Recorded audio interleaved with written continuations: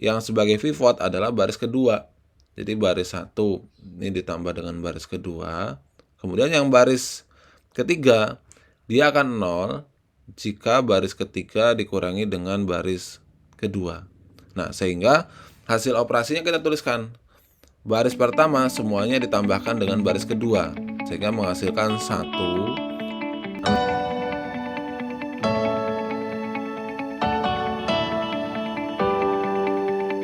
Assalamualaikum warahmatullahi wabarakatuh. Halo semuanya, kembali lagi di Bahas Matematika. Di video kali ini, karena banyaknya pertanyaan terkait apakah untuk menentukan inverse matrix itu bisa dilakukan hanya menggunakan cara ekspansi kofaktor, tidak gitu. Jadi ada metode lain yang dapat dilakukan dalam menentukan inverse matrix, yaitu dinamakan dengan metode eliminasi Gauss-Jordan, di mana nanti untuk eliminasi Gauss-Jordan itu bagaimana cara kita menentukan matriks itu dilakukan yang namanya proses operasi baris elementer namanya. Jadi kita singkat, operasi yang akan kita lakukan yaitu operasi baris elementer. Dimana nanti operasi ini sebenarnya tujuannya untuk menentukan inverse matrix, di mana nanti matriks awal kita itu tadinya berupa matriks, misal matriks yang akan kita cari inverse-nya adalah matriks A, kemudian kita sandingkan dia dengan matriks identitas, yaitu matriks yang diagonal utamanya 1 semua, kemudian selain itu 0 semua gitu ya. Kemudian ini dirubah gitu ya, dirubah menjadi identitasnya dirubah ke sebelah kiri. Maka nanti matriks yang berada di sebelah kanan ini dia namanya adalah matriks identitas gitu. Nah, di dalam operasi baris elementer ini ada beberapa hal yang perlu kita cermati dan harus kita pedomani, dan hal-hal inilah yang boleh dilakukan dalam OBE. Jadi operasi-operasi yang boleh dilakukan gitu ya. Kita tuliskan operasinya. Nanti yang pertama, kita itu boleh menukar baris gitu ya. Jadi boleh menukar baris. Boleh melakukan penukaran suatu baris, menukar baris. Ya, nanti kita contohkan. Kemudian yang kedua, kita boleh mengalihkan suatu baris dengan bilangan tak 0 ya. Jadi mengalihkan baris dengan bilangan tak 0, mengalihkan baris. Ya. Bukan 0 tentunya, karena kalau 0 nanti satu baris itu 0 semua.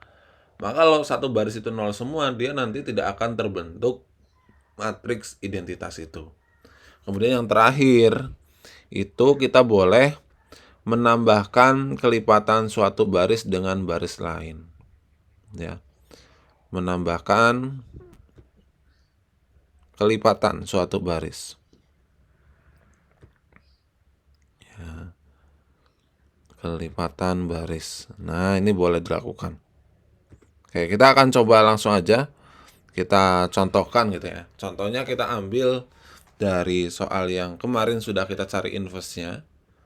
Ini matriks B ya di sini. Kita akan coba menentukan inverse dari matriks B ini berapa. Nah, kita akan menggunakan yang namanya OBE, yaitu operasi baris elementer. Di mana langkah pertamanya bahwa kita itu harus menambahkan matriks identitas di sebelah kanan matriks yang akan kita cari inverse-nya. Jadi ini kita hapus terlebih dahulu ya. Kemudian kita tambahkan matriks identitas. Oke. Jadi matriks identitasnya dia adalah 1 0 0, kemudian 0 1 0 0 0 1. Jadi tugas kita sekarang itu adalah membuat yang warna biru ini. Ini yang warna biru itu tadi adalah matriks B. Ini dibuat menjadi matriks identitas, gitu ya. Jadi kita akan coba melakukan operasi baris elementer. Ini matriks B kemarin yang sudah kita cari inversenya dengan menggunakan ekspansi minor kofaktor. Kemudian setelah itu, karena kita itu harus merubah yang tadinya matriks, kemudian ini elemen identitas, identitasnya harus kita pindahkan ke sebelah kiri, kemudian baru ketemu inversenya. Yang artinya bahwa sekarang itu yang harus kita lakukan, pertama, kita itu harus membentuk matriks identitas yang berwarna biru ini. Bagaimana caranya? Jadi langkah pertamanya gini. Karena matriks identitas itu, kalau kita perhatikan di sini, baris pertama, kolom pertama harus 1. Berarti yang berwarna biru pun dia harus 1 terlebih dahulu. Karena kita anggap dia sebagai pivot. Kemudian setelah ini 1, baris yang lainnya itu 0. Nah, bagaimana mengenolkan baris yang lain? Itu dengan dioperasikan dengan baris yang pertama ini. Ya. Maka, kalau kita perhatikan, baris kedua itu akan 0 jika baris kedua dikurangi dengan baris yang pertama. Kalau baris ketiga dia akan 0 ketika baris ketiga ditambah dengan baris yang pertama. Jadi baris yang pertama itu dia dijadikan sebagai pivot gitu ya. Maka kita dapat menuliskan matriks barunya di mana untuk baris yang pertamanya tetap yaitu 1 min 1 0. Kemudian ini adalah 1 0 0. Kemudian baru baris keduanya kita operasikan. Baris kedua dikurangi baris pertama. Baris kedua dikurangi baris pertama. Berarti 1 dikurangi 1 itu adalah 0. 0 dikurangi min 1 itu adalah 1.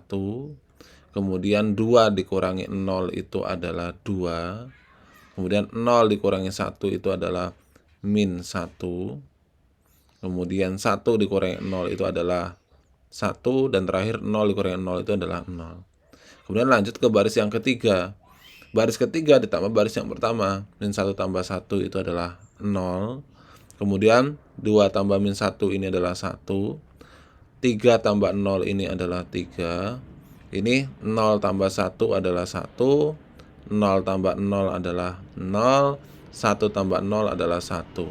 Kemudian setelah itu apa yang harus dilakukan? Kita itu harus membentuk 1 di baris di baris kedua kolom kedua. Kita perhatikan hasil operasi yang tadi. Nah, di sini baris kedua dan kolom keduanya udah 1. Artinya kalau dia udah 1, yang di baris pertama ini harus 0, baris ketiga ini juga harus 0. Baris pertama dia akan 0, sekarang tinggal berarti yang sebagai pivot adalah baris kedua. Jadi baris 1 ini ditambah dengan baris kedua. Kemudian yang baris ketiga dia akan 0 jika baris ketiga dikurangi dengan baris kedua. Nah, sehingga hasil operasinya kita tuliskan. Baris pertama semuanya ditambahkan dengan baris kedua. Sehingga menghasilkan 1, 0, 2, ini 0, ini 1, dan 0. Kemudian baris yang kedua karena dia sebagai pivot berarti dia tetap 0, 1, 2, min 1, 1, 0. Kemudian baris ketiga dikurangi dengan baris yang kedua. Jadinya 0, 0, 3 dikurangi 2 itu adalah 1 ya. Ini 1. Kemudian ini 1 dikurangi dengan min 1 berarti dia adalah 2. Ini 1 dan ini adalah ini minus 1, ini adalah 1. Gitu ya. Jadi kita perhatikan yang berwarna merah ini. Nah, kemudian setelah itu kita perhatikan, ini kan udah 1 0 0 0 1 0, berarti yang terakhir itu adalah yang baris ketiga.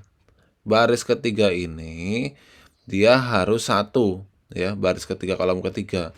Berarti di sini baris ketiga kolom ketiga dia udah 1. Karena dia udah 1 berarti tinggal kita menolkan baris yang ke-1 dan juga baris yang kedua.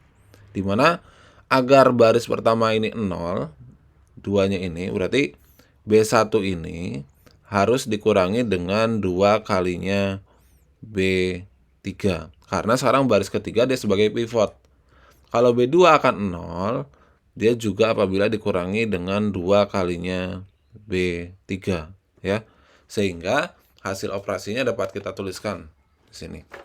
Semua baris pertama itu dikurangi dengan 2 kali baris yang ketiga. Berarti ini adalah 1, ini 0.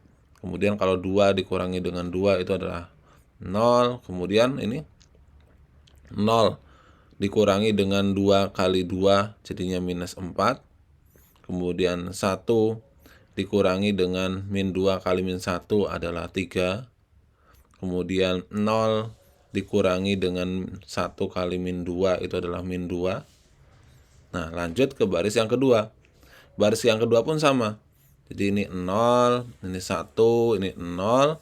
Kemudian kalau min 1 ya dikurangi dengan ini min 2 kali 2, min 4 itu adalah min 5. Kemudian kalau 1 dikurangi dengan min 2 kali min 1 berarti dia adalah 3. Kemudian kalau 0 dikurangi dengan min 2 kali 1 itu adalah min 2. Kalau baris yang ketiga karena dia sebagai pivot itu tetap gitu ya. Jadi ini adalah 0, 0, 1, 2, min 1, 1 gitu ya. Nah, kalau kita perhatikan sekarang yang di sebelah kiri matrik 3 kali 3-nya dia merupakan matrik identitas ya. Sehingga kalau di sebelah kiri ini sudah menjadi matrik identitas, artinya matrik yang di sebelah kanan yang ini nih yang berwarna biru ini adalah inverse dari matrik B atau B inverse gitu ya. Nah, itu adalah cara menentukan inverse matrik dengan menggunakan operasi baris elementer. Nah, untuk meyakinkan kita apakah hasilnya sama dengan yang kemarin, kita akan sandingkan itu ya. Yang kemarin tuh determinannya ini. Apakah sama atau tidak gitu ya.